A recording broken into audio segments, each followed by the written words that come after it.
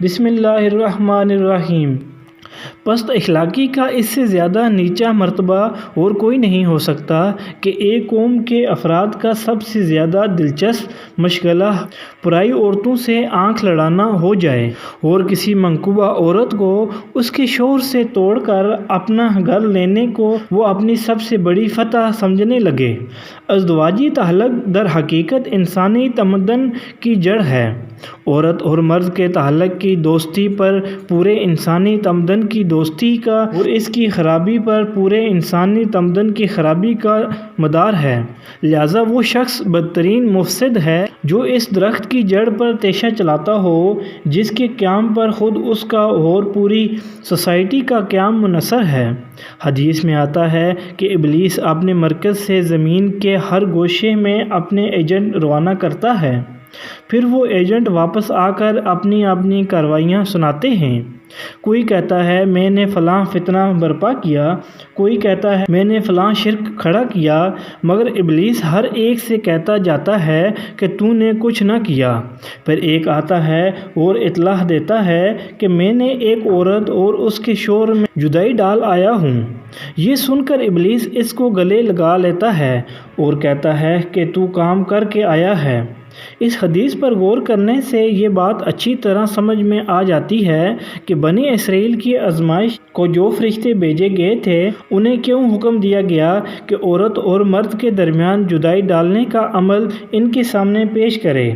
دراصل یہی ایک ایسا پیمانہ تھا جس سے ان کی اخلاقی زوال کو ٹھیک ناپا جا سکتا تھا۔ اس رکوع اور اس کے بعد والے رکوع میں نبی صلی اللہ علیہ وسلم کی پیروی اختیار کرنے والوں کو ان شرارتوں سے خبردار کیا گیا ہے جو اسلام اور اسلامی جماعت کے خلاف یہودیوں کی طرف سے کی جا رہی تھیں۔ ان شبہات کے جوابات دیے گئے ہیں جو یہ لوگ مسلمانوں کے دلوں میں پیدا کرنے کی کوشش کرتے تھے، اور ان خاص نکات پر کلام کیا گیا ہے جو مسلمانوں کے ساتھ یہودیوں کی گفتگو میں زیر بحث آیا کرتے تھے۔ اس موقع پر یہ بات پیش نظر رکھنی چاہیے کہ جب نبی صلی اللہ علیہ وسلم مدینے پہنچے اور ان اطراف میں اسلام کی دعوت پھیلنی شروع ہوئی تو یہودی جگہ جگہ مسلمانوں کو مذہبی بحثوں میں الجھانے کی کوشش کرتے تھے۔ اپنی مشکافیوں اور تشکیات اور سوال میں سے سوال نکالنے کی بیماری ان سیدھے اور سچے لوگوں کو بھی لگانا چاہتے تھے، اور خود نبی اکرم صلی اللہ علیہ وسلم کی مجلس میں آ کر پرفریب مکارانہ باتیں کر کے اپنی گھٹیا درجے کی ذہنیت کا ثبوت دیا کرتے تھے۔ یہودی جب ان حضرت صلی اللہ علیہ وسلم کی مجلس میں آتے تو اپنے سلام اور کلام میں ہر ممکن طریقے سے اپنے دل کا بخار نکالنے کی کوشش کرتے تھے۔ ذو معنی الفاظ بولتے، زور سے کچھ کہتے اور زیر لب کچھ اور کہہ دیتے، اور ظاہری ادب آداب برقرار رکھتے ہوئے در پردہ آپ کی توہین کرنے میں کوئی دقیقہ اٹھا نہ رکھتے تھے۔ قرآن میں آگے چل کر اس کی متعدد مثالیں بیان کی گئی ہیں۔ یہاں جس خاص لفظ کے استعمال سے مسلمانوں کو روکا گیا ہے یہ ایک ذو معنی لفظ تھا۔ جب ان حضرت صلی اللہ علیہ وسلم کی گفتگو کے دوران میں یہودیوں کو کبھی یہ کہنے کی ضرورت پیش آتی کہ ٹھہریں ذرا ہمیں یہ بات سمجھ لینے دیجیے تو وہ رائے نہ کہتے تھے۔ اس لفظ کا ظاہری مفہوم تو یہ تھا ذرا ہماری رعایت کیجیے یا ہماری بات سن لیجیے، مگر اس میں کئی اور احتمالات اور بھی تھے۔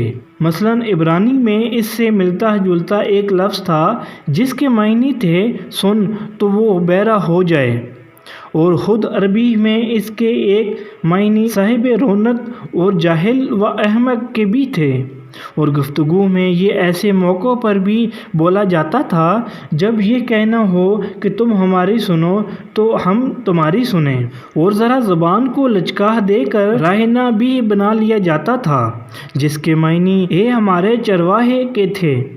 اس لیے مسلمانوں کو حکم دیا گیا کہ تم اس لفظ کے استعمال سے پرہیز کرو اور اس کے بجائے انظرنا کہا کرو، یعنی ہماری طرف توجہ فرمائیے یا ذرا ہمیں سمجھ لینے دیجیے۔ پھر فرمایا کہ توجہ سے بات کو سنو، یعنی یہودیوں کو تو بار بار یہ کہنے کی ضرورت اس لیے پیش آتی ہے کہ وہ نبی کی بات پر توجہ نہیں کرتے اور ان کی تقریر کے دوران میں وہ اپنے ہی خیالات میں الجھے رہتے ہیں، مگر تمہیں غور سے نبی کی باتیں سننی چاہیے تاکہ یہ کہنے کی ضرورت ہی نہ پیش آئے۔ یہ تھا سورۃ البقرہ کے 11ویں اور 12ویں رکوع کا ترجمہ و تفسیر۔ اس سے آگے اگلی ویڈیو میں بیان کریں گے۔ اگر آپ کو ہماری یہ ویڈیو پسند آئے تو اسے لائک کر دیں، اور اگر آپ ہمارے چینل پر نئے ہیں تو چینل کو سبسکرائب کر دیں اور اسے تمام مسلمانوں کو شیئر کر دیں تاکہ ہر مسلمان قرآن سیکھ سکے۔ یہ میرے لیے بھی اور آپ کے لیے بھی صدقہ جاریہ بنے۔